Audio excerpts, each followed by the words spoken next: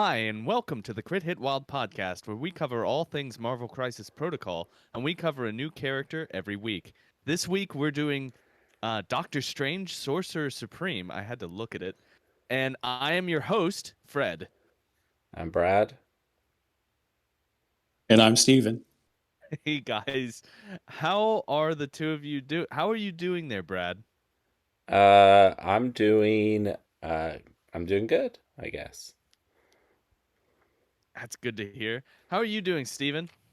Doing excellent, actually. So, rained up here a lot, but got some games of MCP in, so everything's good. That's good. It rained here yesterday on Charleston only. It was like a cataclysmic downpour for about 10 minutes yesterday, and then it stopped, and it didn't rain anywhere else. Yeah, it did. It was the weirdest storm. It was the weirdest storm. If you those of you who are listening out there, you will notice that Brandon is not on the podcast today. Another scheduling conflict happened, and unfortunately, he won't be on the pod today. Oh, you wanna hear what this scheduling conflict was last week, Fred? Well, I don't want to light him up. Let's not call him out. Let's just call it a scheduling snafu. Okay. We'll call it a snafu. Call it a snafu. Which I had last week too. So yeah, those things happen. Speaking of which, Steven, do you have a story to tell about what happened last week? yes, I do actually. So what had happened was stories are always good when they start with that line, right? Not this past Monday, but the Monday before. I was here at my local store for board game night, and I always welcome people to my board games because all the other board game groups that show up kind of are a little bit standoffish and they don't like new people coming in. And I thought that's the wrong way to approach it. Met a wonderful gentleman named Walter who happened to be here from the Netherlands. And he was working and we played a couple of games. And I gave him my number and I said, if nobody's going to show you around or anything, just give me a call and contact me. So until he left on Friday for Tuesday, Wednesday, and Thursday, he came over to my little town of Lakewood, and I showed him around the place. Lakewood's fantastic because, one, it's right by the lake, and two, we got to see a lot of sights and eat a lot of food. And because Lakewood, with its 5.2 square miles, has 107 restaurants in it. So nice. You can imagine the fun we had. So, but made a good friend for life. I took the chance because I was saying to myself, well, you might not see this person again because they live in the Netherlands.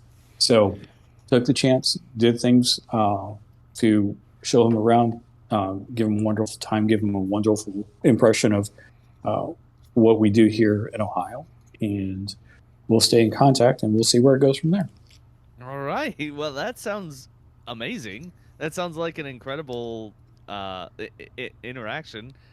That's what happens when you're accepting of new people, is that sometimes you'll meet someone who's just really interesting. Well, we as gamers have to stick together, right? Because we're kind of a little bit on the ostracized side of things because people don't know how to approach us, or they think we're all brainiacs and nerdy, and they don't know how to talk to us sometimes, or they think our characteristics are weird. So, yeah, but no, we had a great time. Went by the park by the lake, showed him where the Underground Railroad ended for the history, for back in the Civil War times, because that point is where the slaves left and sailed across Lake Erie to Canada to escape America. Oh, wow. And we went to a restaurant that is right on the water by the lake, and a couple other eateries. We went to the famous Angelo's pizza restaurant, and that's where Tom Hanks goes because he did his internship, I believe, here in Cleveland, because we have Playhouse Square, which is the second largest live theater production in the United States behind Broadway. Not many people know that. Maybe you do, Fred. Yeah, so I did not know that. Mm-hmm. So Well, we've had a lot of actors come through here. So that sounds amazing. yeah. Oh, So oh. It sounds like but you had a great time, and I do not fault you at all for missing the podcast record. It well, sounded like thank a you. fun time. Thank you. Hey, So speaking of which, what's your take on Cassandra Nova? That's the person we covered yesterday. Oh, not yesterday, last week. And just real quick, what's your take? Like a couple sentences and a letter grade. um I hope Professor X is not like her Me when he too. comes out. Yeah. And a D plus. A D plus. Okay. Okay. That's And fair. the plus is only because she has that one tactic card. Yeah. Yeah. Yeah. She's she's kind of underwhelming, everyone. I think that all of us are pretty down on her. That But that said,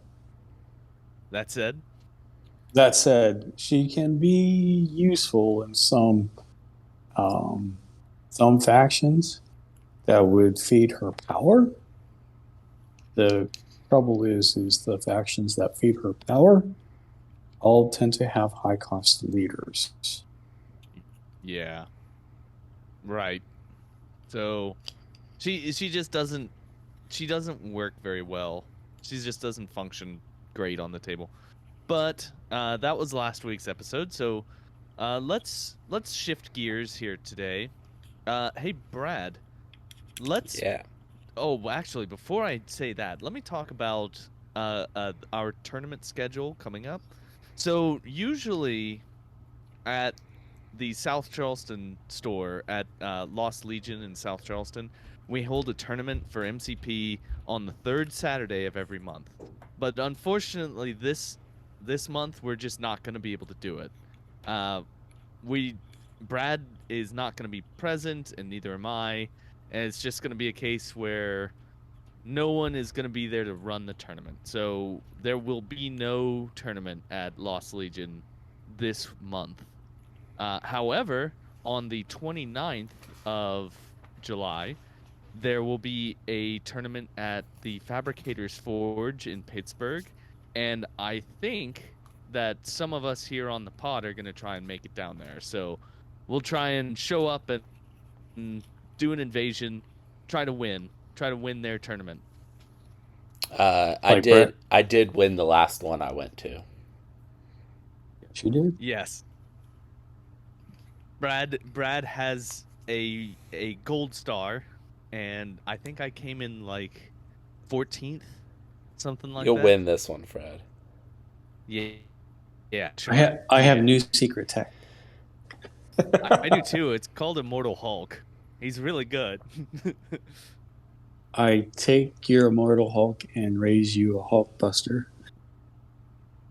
I'm okay. Oh, I am. Is that really your secret tech? Is Hulkbuster? I'm taking out Doctor Strange. And well, I'm taking out Ghost Rider and dropping Strange to the 5 slot. Because Strange didn't, my Doctor Strange didn't fit as a 6. He's good, but he's not 6 good. Does that make sense? It does. I Because think he, you're insane. What are you doing? You're insane.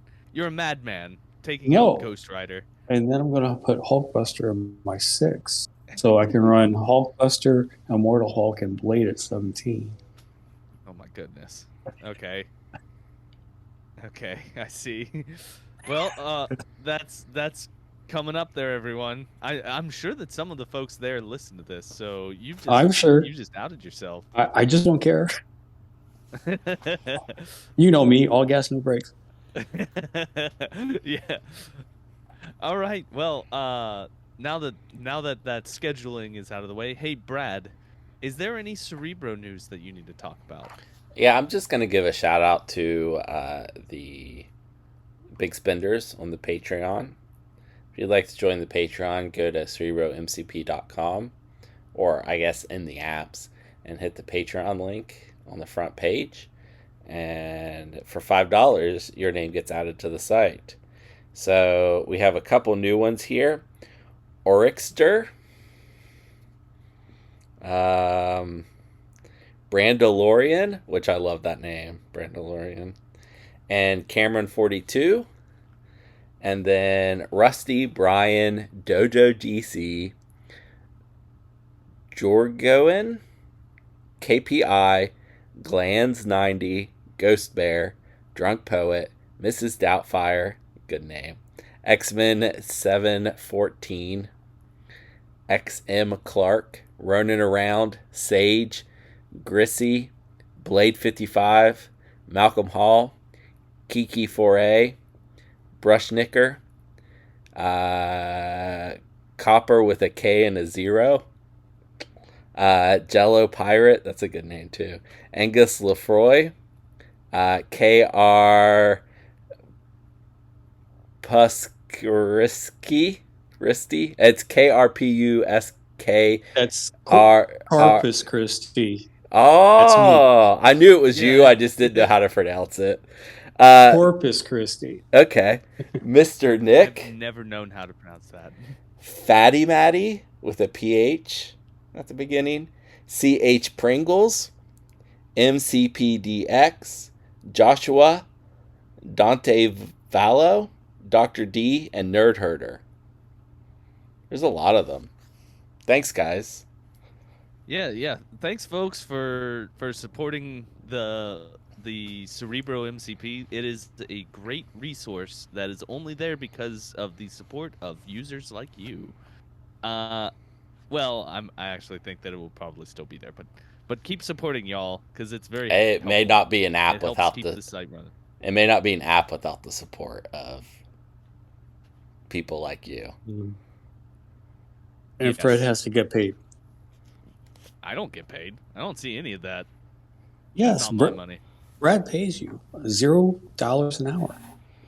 That's true. And Yeah, Fred- I have a huge paycheck. Fred, of you've been $0 an doing hour. so good. I'm going to double your pay. Oh my god. So much more. Okay, well, everyone, let's move on to the games that we have played recently. So, I am, like usual, in the normal state where I have not played a game recently. Work has been crazy. Okay, so I know that Steven has played a game recently, and I think that he played one today. So how have you played any games recently, Steven? Yes, I have. Oh, So, tell us about them. well, before I get to the game today, listening to the podcast for last week, I did go to Fabricators Forge. You gentlemen were correct. So, Oh, okay. Yes, I wanted to ask you about that. How Mhm. did that go? I went 1-2, and I was my own worst enemy. So, Okay. the trouble I see with me playing is that I get narrow-sighted and I focus on something and I don't look at the larger game. So, second game, I was 1-0 and I was playing Bryce, who runs the tournaments up there, and he was running his Sam Vengers, and I had 3 hammers on Doctor Strange. And I felt pretty safe because I was at 15 points. So I said, Oh, wow. okay. No, I had 3 cubes because I took damage and I got power. Please excuse me. And then I had, so I'm thinking I'm pretty safe because I'm away from everybody. And I had Ghost Rider go instead of Doctor Strange. And with Ghost Rider going, he marches Beta Ray Bull over. I don't have a brace for impact. And he throws size 3 object at Doctor Strange. And Doctor Strange drops all his cubes, and he wins the game by getting a point, holding a cube. So, Oh man, it sounds like a real heartbreaker of an end. I should have moved away with Strange because he only had Luke Cage and Beta Ray Bill left. Story of my life. I annihilate everybody, right? But and I should have moved away with Strange twice and healed. Obviously, he has the heal on himself, and I would have been fine. But No, I didn't. And so I go into my next game against Nick Angelo, who's a very good player, and he is playing Shield. And again, I go up on points and I get a little bit narrow sighted. We were playing Gamma and forget what the other Gamma and Scrolls, because we were at 20 points. I had Voodoo with a scroll. I had Moonlight with a scroll. I had Strange with a scroll. I had Strange and Voodoo hanging out in the back behind a size 3 terrain. Went up 5 points in the first round, put Iron Fist in the middle, kept him there. But I got a little bit too narrow sighted because all I had to do was like move everybody back to the back point and just score 4 points to the end. But I didn't do that. So credit to Nick. I mean, he was playing really good. And that was the first time I played into Shield. And with them scoring points when they're down, when somebody dazes or KOs, that kind of caught me off guard too. So in the end, he won 17-21. So that tells you how that game went. Oh wow! Okay. He did not like Doctor Strange, and once he got him dazed, he Helios lasered him off the board. That's a good tactic, is just remove Doctor Strange off the table. Yeah. That's really what you want to do. He is my crutch, so I'm trying to get away from him and not play him as much. That's fair. That's fair. Yeah. I'll tell you what. I am someone who does the exact same thing, where I get fixated on a certain thing and lose sight of the bigger picture. So I know where you're coming from, and I know how heartbreaking it feels when you lose because of it. Yeah, that's the whole thing, because playing Midnight Suns, they are more of an attrition faction than they are a scenario faction, in my estimation. Oh, yeah. And you're trying to do what attrition factions do. I find out, like with my game today, if I switch factions, I'm more focused on the scenario play, which is kind of strange. No pun intended. Okay. So for today's game, I played a gentleman named Chris. He's part of our group. I haven't played him before. Seen him at tournaments, seen him here, but our paths have never crossed. So we played a game, and we were playing Intrusions and Scrolls, and we were playing at 20 points. And he brought Hellfire Club with Emberfrost, Lizard, and Blob, Cassandra Nova, and Ulik, and I brought Red Skull Cabal with Omega Red, Mr. Sinister, Bullseye, Hood, and Baron Mordo. So it's my Mystic Cabal. Those are two very interesting lists. Yeah. Those are really interesting. Well, so how'd that go? I ended up winning. All right. And the thing is, Mr. Sinister actually brought in, he had dazed and then KO'd my Bullseye. But every other character I had on the board was healthy. And then Mr. Sinister got enough tokens, because I was using cloning banks, that he brought a Baron Zemo in. Oh, nice. So things were kind of spicy after that. I didn't bring Zemo in until turn 5, but still, Sinister seemed to be doing a lot more than he wanted him to do. And Omega Red did a lot of annoying things. Red Skull got off his big attack, which stunned people, especially Ulik and Cassandra Nova, who needs power anyway. And then with that, I moved up Omega Red, not doing any attacks, just moved them up, so they got poisoned. So Ulik gains 2 power in the power phase. Well, stun makes him only gain 1, and then poison means he doesn't gain that power because it's wicked away by the poison. And Cassandra Nova has trouble generating power anyway, so that kind of So that kind of crippled him. So I'm really liking running Red Skull with Sinister and Omega Red. That seems pretty solid, actually. And Sinister with beams is really, really good in Red Skull Cabal. So, Okay. and Hood was healing everybody because he would shoot, get his rapid fire, do 1 damage. He gains power for that, right? And then he gets another power because of Skull. And then all of a sudden he's at like, off one shot, he's at 4 power, and then he has, then I shoot some more, and then people are within 3, and I'm like, I heal you for 3, I heal you for 3, I heal you for 3. Hood. Oh, sorry. Go ahead. No, you're fine. Go ahead with your Hood. Hood is great.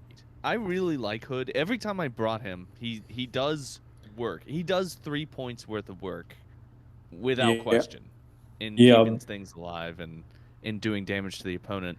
I know that Brandon does not think well of him. he does not like him at all.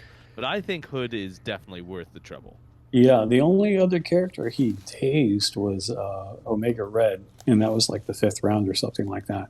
But we called the game because, I had to do the podcast with you guys, of course, but he had a dazed Emma Frost and a dazed Cassandra Nova left, and I had 6 models on the board with all of them healthy, with some damage on them, and then a dazed Omega Red. Oh my goodness! Yeah, I do. It's like the power generation you get with Skull is just amazing. Yeah. So, all right, allows you to do a lot of things. That sounds like fun. Well, Brad, do you have any games that you've played recently that you want to talk about? I played a game of Shatterpoint last night. Okay. How did that go? It was fun. I played against Michael. Michael has 3 models for the game, so he borrowed a couple of mine. He has Ahsoka. Oh, he has 4 models, I guess. He has Ahsoka, and he has Bad Guy Mandalorians. And then he borrowed Anakin, Rex, and the 501st. And I played my Mando list. It's Asajj Ventress, Bo-Katan, and Clan Kryze, and Maul, Gar-Saxon, and the Super Commandos. And I have figured out this game. This game's easy to win. Because I won last night. All right, what's the secret? The secret is whoever has the most Mandalorians wins. Oh my goodness. Okay. If you have the same number of Mandalorians, it's sense. A 50-50. The only game I've lost, I've lost 2 games, but one we were just playing the starter set. We had the same number of Mandos and I lost.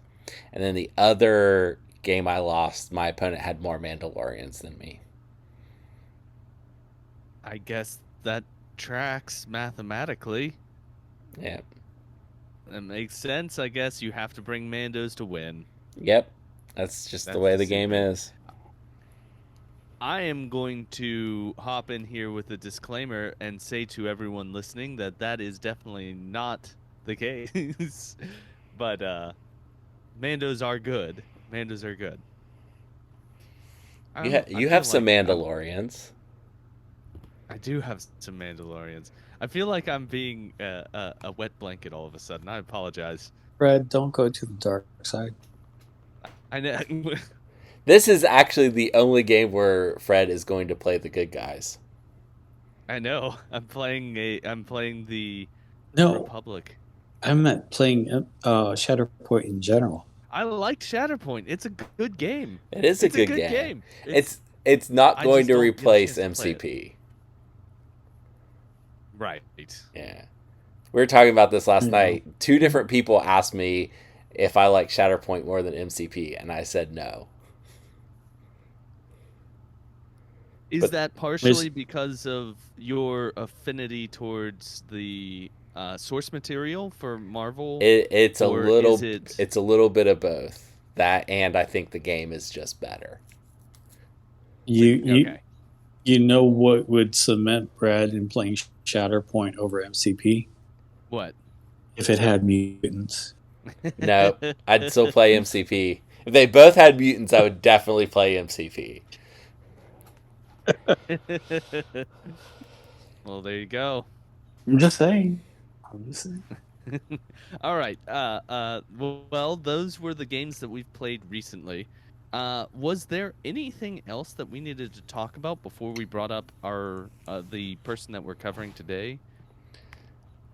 I can't think of anything, so I think you uh, got everything we discussed before the cast. I think I did. So let us begin talking about Doctor Strange, Sorcerer Supreme, otherwise known as Stephen Vincent Strange. He is a he has 6 stamina on both of his sides. He moves medium, which is good because he's on a bigger base than normal. I think he's on a medium-sized base. He is size 2, and he is threat 5. His defensive stats are 3 physical, 3 energy, and 5 mystic. And Brad, why don't you cover his attack suite? His first attack is Mystic, the Baleful Bolts of Balthak. Is range 3, 5 dice, 0 cost. It's a builder, so gains power equal damage dealt, and it has Wild Pierce. His next attack is physical. It's called Deadly Daggers of Davaroth. It is range 5, 6 power, cost 6 strength, costs 1 power. It says it's physical, but you actually get to choose the type. Any of the 3. Physical, energy, or mystic. And after it deals damage, they gain the poison special condition. And then the last attack is Mystic Shining Circle of the Seraphim. It is area 2, 7 strength, 6 power. Allied characters in range of this attack do not suffer damage from this attack. Wild Cleanse. After this attack is resolved, remove 1 special condition from this character and each allied character within range 2. And Wild Block. After each attack is resolved, remove 1 damage from this character and each allied character within 2 of it. So it's an attack that heals. It is interesting. All right, Steven, why don't you cover the rest of the card? Okay. So we have an active superpower called Scalpel of Strange. It will cost you 4 power. Choose this character or a character within 2 and place it within 3 of its current position. The character can be placed by the superpower only once per turn. And then we have innate superpowers, 4 of them. First is Chosen of the Shante. During the power phase, this character gains 2 additional power. Then we have the Eye of Agamotto. This character can modify and reroll skull fail dice results. This character may reroll all of its attack or defense dice once per attack. Then we have the Mystic Armor of Strange. When this character is defending against an energy or a mystic attack, for each wild in the defense roll, it may change one of the attacker's crit, wild, or hit results to blank. This character gains 1 power for each die changed this way. And last but not least, he has flight. So that is quite a bit of interesting technology on 1 card. So I guess what? So you, Steven, I know you have a lot of practice with the other version of Doctor Strange. So what is your take here? Like, why would someone choose this version of Doctor Strange over the other one? It all comes down to whether you put more emphasis on defense. I'm gonna cut you off, Steven. You're breaking up Or quite a bit. You're breaking up real bad. Okay. I'm sorry. Am I I good don't mean now? to cut you off so bad. Talk a little bit more. It all depends on whether you want defense or offense. Okay. The Yeah, original you're coming through a lot Strange, better now. the original Strange is very defensive minded. Um, this one is very offensive minded. So that's the great Okay. difference. Okay. Okay. This one seems like he also, I guess they both do, but this one seems like he has an awful lot of power. Like he needs a lot of power to function. Right. Well, and on Doctor Strange, the original, your healing is from a superpower. Okay. Mm-hmm. Your displacement is from an attack, where this is just the opposite, where your healing is from a very expensive spender, A and you very have to have expensive. people. Yeah, you have to have people around you. Now, granted, it does take off special conditions, but you have to get those triggers, so it's not a sure thing. And then his displacement is a superpower. Okay, so therein lies the difference. So this displacement will always happen. Okay, if you have 4 power and you want somebody to be placed, then you place them. But if you want to heal, then you have to have 6 power, and then you have to hit triggers, where it's the opposite with the other Strange.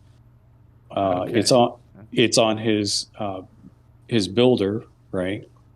And you have to do damage to move them. That's the trigger. But his heal, if you have 3 power, you will heal somebody for 3, although he can only use it once per turn. Okay. Okay. Um, I'm glad that you summed up that difference. That was very helpful. Uh, I I'm having a lot of trouble I can I be honest? I've never played this character and I've never seen him on the table. And I haven't really read him very deeply until just now. So I'm trying to put together what he seems like he's a bit of a big toolbox. He's a bit of a toolbox who okay. I'm gonna open the discussion. What do you feel like this character brings to the table, Brad? Well, uh, I tend to value offense over defense when I play. So I personally like this Doctor Strange better. Having said that, I'm not going to play either Strange. But I think it's cool. I think you never do the big spender. Um, that you do his first 2 attacks. Scalpel is probably the best thing on his card. Uh, Yeah. and Mystic Armor seems real good if you can make sure that that's the what you're getting hit with. Which means probably in Convocation he gets played a lot. Right. He's kind of the de facto leader when you take Convocation. He's Because, the person with the bar with no doors. yeah, well, when you take Convocation, I mean, you want somebody who can stick around, and he's the one who can stick around the best, per se, unless you have Wong way in the back, obviously. But with the Mystic Armor of Strange and the Ironbound books, he becomes very hard to take off the table. Okay. Okay. I have a question. So another thing that I've noticed is this Doctor Strange does not have the ability to take a stone, an Infinity Stone, Right. which the other one has the ability. Excuse me, has the ability to take the Time Stone Or the Soul and Stone. or the Soul Stone, right? And this one also does this one have the ability to use the one card, the Seven Sons of Sinibus, No, or does he does not. he does not? Oh boy. Okay. This is Doctor Strange, not Doctor Strange, Sorcerer Supreme. And for him to be able to use that card, it would have to say Stephen Vincent Strange. Oh, I see. Okay. for both of them to use it. Just like Modoc's cards that came out recently, Right. where it says George Tarleton. Right. It has to say their alternate alias's name to Mhm. the name that's shared between the two cards. Tony Stark with Helios laser, right? So Right. So, I got to be honest. I think that that's a big mark against this one. I think it's the fact that does he have any tactics cards at all that are? I guess he's got all of Convocation. right, And the because Convocation cards are all very like techy and very interesting, but they are spread across the entire Convocation faction. right. So I mean, those cards can support your whole squad very, very well, obviously. So, Yeah. but So this guy is definitely more of a control character.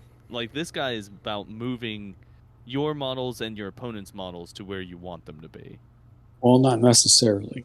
I Not mean, necessarily. Okay. he can't do it for. I mean, I guess it's 4 power each time. it's for So power, so it's very yeah. certain that you're going to move somebody, but you have to make sure that that's the person you want to move. Right. Okay. Yeah. I keep It's like coming up with plans for him, and the plans keep not working. and So and you have to look at the range on it. It says a character within 2. right, range 2. Yeah. Okay, like for example, I ran Mr. Sinister. He has the power fun little playthings, right? For 2 power, a character within 3 of him, you get to advance them short. Now Yeah. you can only do it once per turn on Mr. Sinister, and he can do this multiple times per round. But that's going to cost you 8 power at least to do 2 characters, and you'll have to generate power some other way to do 3. Right. And this we just did Cassandra Nova, who has an attack on her card that costs 1 power that lets her move a character to where like she can advance a character how she wants to. Right. I mean, we were pretty down on her, and that's great. I guess it's only enemy, and this can move friendlies. I think think this is probably used mostly for friendlies. I would say enemies if you're contesting a point, right? I mean, yeah, I guess it's Situational. situational. Yep. But Yep. for the stone question that you had, I don't think he has a stone because he's already gaining 2 additional power. Yeah, he gets 2 free power every. He starts every turn with 3. He's Hulk. He has Hulk's power generation. Right. Can we address the fact that this art on the front of the card, he actually looks like a flasher? Oh boy. I I can't not see it. because I had somebody play him into me, and for some reason I said, "Oh, you're running Bad Touch Strange." So Oh boy. it fits, though, right? Yeah, it does. Oh no. Brad, you've been pretty quiet. Do you have anything else to add here about Doctor Strange? I Sorcerer mean, Supreme? not really. Yeah. I just lack experience with him. I've never played against him, and I've never put him on the table. So Well, I'm not impressed. you I'm haven't not gone impressed. against Convocation, right? I have played against Convocation once, and the person who was playing it used Clea as the leader. It was less actually. And it was at a tournament, and he absolutely annihilated me. And like it was a case where I would just had no idea what was happening, and then I was dead. Everything I had was gone.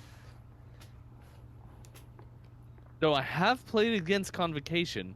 It's just they were complicated and destroyed me. Yeah. Well, he's usually the fulcrum for that team, but apparently Les. I don't think that Les was playing him in the game that I played against him. Apparently Les had a plan for you. Yeah. So, Yeah. It was real bad for me. Well, are we ready to give him a letter grade? To give Doctor Strange Sorcerer Supreme? I think I I am. I am sure. Okay. Well, Steven, why don't you start us off? I think you know the most about him as I a character. um B minus. B minus. Okay. B minus. That sounds fair. I was gonna give him a C plus. Uh, yeah, a C plus. Uh, Brad, what are you gonna give him? It's a B for me. A B. Okay, you're the Yeah. highest. I don't value him like the other Strange. I value more. He's higher on my grading scale. Okay, I know that you've used him quite a bit against me. And to high effect. Hmm. Yeah, he's quite a workhorse for me in there, where I he has no, except if he's in complication, but he has no personal tactics cards. He can't. I love the defense dice that you can give from the other Strange to somebody within three. That's money on somebody like Iron Fist, right? So Right. Okay, I've got a question. Do you guys think that we should cover uh all of the No, tactics cards for convocation? absolutely not. maybe just one, the Like bar with maybe no we should doors. just give like a real quick once over of some of them. No, just do the bar with no doors because Okay. All that's right. the most important. Okay. I've got to pull it up here. So give me just a second. The bar with no doors. All right.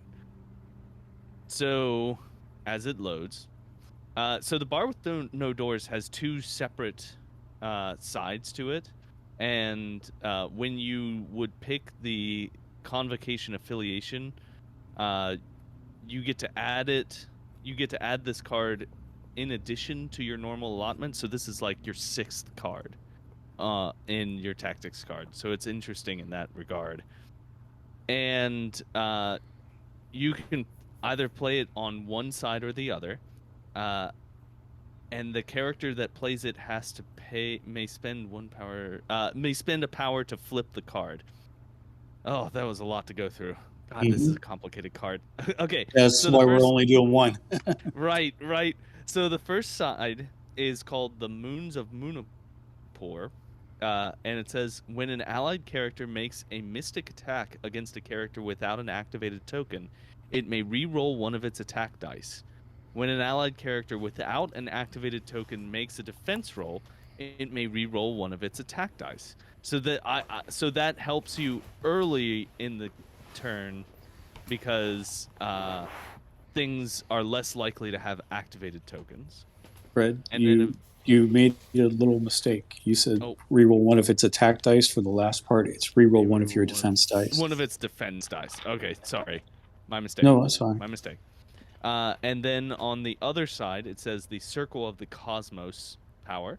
And when an allied character suffers damage from an enemy effect, after the effect is resolved, you may place it within range 1 of its current position. A character may be placed by this leadership ability only once per turn. Huh. So it's a Okay. reactive bump, Yeah, you get to bump when you take damage. which can be which can be helpful in, like, if somebody is at range 4, right, and they attack you and do 2 or 3 damage, and you can say I'm bumping out, so they can't attack you twice, right? Right. Except those pesky midnight suns. Who just bump right into you.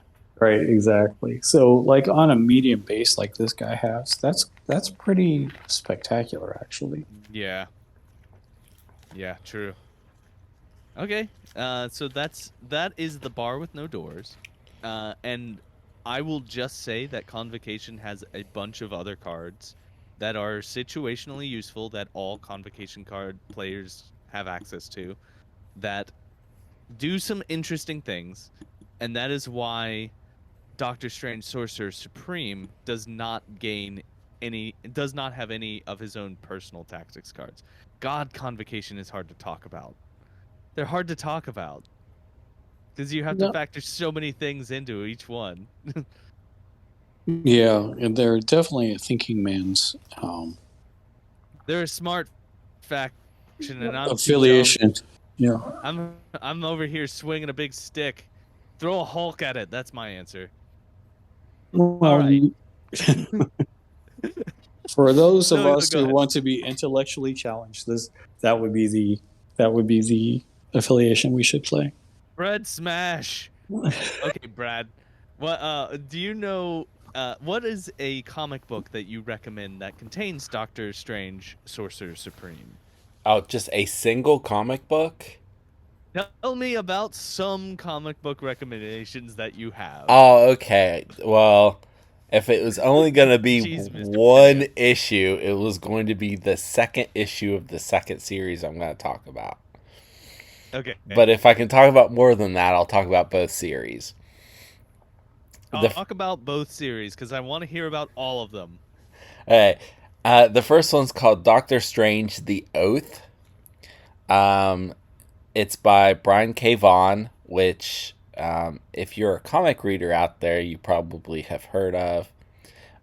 Marcos Martin and Javier Rodriguez. Actually, one of Brian K. Vaughan's. I'm not going to finish that because I'm not 100% sure that he wrote that, now that I think about it. Oh, okay. I think one of his recently became a TV series, but I'm not 100% sure that was him. That might have been someone else. Anyway, this series, Doctor Strange: The Oath, is Doctor Strange has this elixir, and he's planning to use the elixir to save Wong because Wong is dying. And then a guy shows up and shoots Doctor Strange because he wants the elixir. And stuff unfolds from there. I don't like to give too many spoilers. I don't like to give too many spoilers because I want you guys to read them. But it's an interesting story. It's got pretty good art. And talking about art brings me to my second series, Doctor Strange and Doctor Doom: Trial and Torment. It's by Roger Stern and Mike Mignola. I said the last one had good art, but this one has way better art. It's from the same artist that does Hellboy, if you're familiar with Hellboy. If you're not, become familiar with Hellboy. It's very, very good. And the art's great. But Strange and Doom team up and enter Hell. They're trying to rescue the soul of Doctor Doom's mother from Mephisto. If you're only going to read one of these stories, you should read this one. It's got really nice art, and it's got a good story. And people love Doctor Doom, right? I know nothing about him. I know very little about these characters. I just Uh, don't know about them. Doctor Doctor Doom. Doom, Go ahead. megalomaniac, has his own country. Great character. One of the best villains in comic books. Arch nemesis of Reed Richards. One of the greatest villains of the Marvel Universe also. And Molecule Man, Doctor Doom, and Doctor Strange are the ones left holding the keys to the universe at one point in time. All right. Gosh, this Marvel is so just it can be so incredibly just impenetrable sometimes. Out there. No. Yeah. Well, I mean, I understand like the cosmic side of things, but I like the real stories that take place on the street level. So Yeah. I kind of But, do too. but Doctor Strange kind of bridges that gap. So Yeah. Okay. Okay. Well, is it? Do you have another one there, Brad? Nope, that was it. Just the two. That was it. Okay. Uh, all right. So Brandon is not here. So do either one of you want to tell me a list to bring Doctor Strange, Sorcerer Supreme in that is not Convocation? Red Skull Cabal, Red Skull Cabal. Okay. give him extra power. Give him extra power. Okay. Hmm Okay. I mean, what else? You need power for this character to operate, right? So, Right. if you want to get off that place, and Red Skull complements him because he gives him power, and also Red Skull can place him. Um, you do a sneaky trick and do cosmic invigoration with Red Skull to activate him twice to get him more power, so he can move more people. Can, So, does that only work for Cabal characters? nope, Or it's a Red Skull card, oh, and okay. Red Skull pays 2, and the character he targets pays 2, and then you remove the activated token, roll 3 dice on a hit, crit, or wild on any dice. They'll take a damage, so they can take up to 3 damage. So, got to be a little bit careful, but Okay. That's God. Have I been sleeping on Red Skull? Because that sounds I incredible. used it tonight with Mr. Sinister. That sounds like an incredible ability. Yeah. Okay. So Okay. so activating him twice could be a dangerous thing, right? Right. Especially Right. if you get enough power that you can heal people off of it and take conditions away. Like I like using cosmic invigoration when I know I'm not going to have priority next turn, so that I can effectively have more people on the battlefield. You know what I mean? By activating Yeah. somebody twice. Right. And that allowed Mr. Sinister to get more genetic tokens, and then on the um, on the power phase, he brought in Zemo, so it's just like having another person again. So All right. That sounds like a pretty good affiliation to bring Doctor Strange, Sorcerer Supreme in. mhm. People sleep on Red Skull. He's not that bad. It's I just I just think everybody looks at the Captain America and saving power, and it's like, well, I rather attack and get more power. So Right. Yeah. Okay. Well, the only thing left is my non sequitur recommendation. So, when I think of Doctor Strange, Sorcerer Supreme, I think about a wizard. I think about a wizard in the at the height of his power, and so I want to talk about a book series that I am a huge fan of that has not had a major uh, iteration of it has not had it is not finished and it has not come out with a major book since I think 2011. But I'm waiting with bated breath for the final book in the series, and that is the King Killer Chronicles by Patrick Rothfuss. Starting with The Name of the Wind, and then followed up by Wise Man's Fear. This is a story about a, I guess I want to say a wizard, but he's really a bard if you want to really parse it out. But he's it it does an incredible job of setting the rules for how magic works and having it make sense in a way that is surprising. It's almost like a science in this book series, and it's an exciting book series. It's extremely well written and very interesting, and I highly recommend it.